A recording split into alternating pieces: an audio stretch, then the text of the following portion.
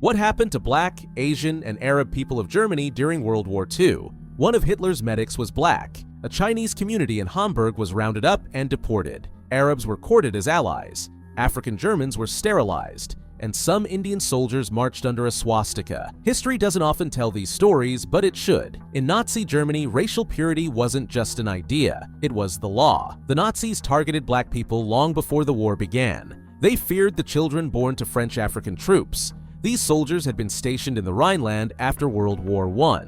The children were labeled Rhineland bastards. In 1937, around 400 of them were secretly sterilized.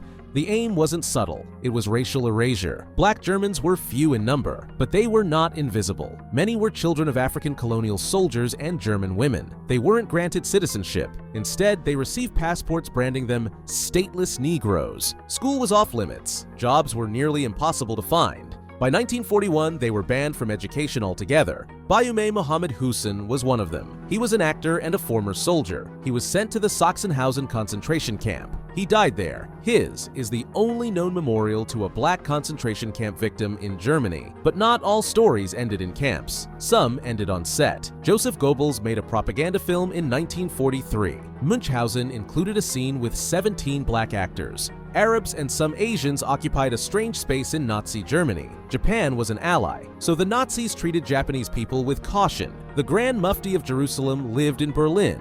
He urged Arabs to support the Nazis against British rule. Some Indians were caught in the mix. Subhas Chandra Bose, an Indian nationalist, worked with the Nazis. He recruited Indian POWs into the Free Indian Legion. They didn't fight in Germany, but they wore Nazi uniforms. When Berlin fell, they were captured by the Soviets. By 1945, Nazi desperation changed everything. The Waffen-SS, once for Aryans only, became incredibly diverse. It included Arabs, Indians, Africans, and Slavs. In Hamburg, the Chinese population was also targeted. In 1944, the Gestapo rounded them up. They were sent to labor camps. Some stories were even stranger. Horst and Herbert Sabak-el-Chair were biracial brothers. They served in Hitler's armed forces. One vanished in the Battle of Stalingrad. The other was dismissed due to age and illness. Their family survived the war. One of them even had a son during the Reich years. Most survivors never got recognition.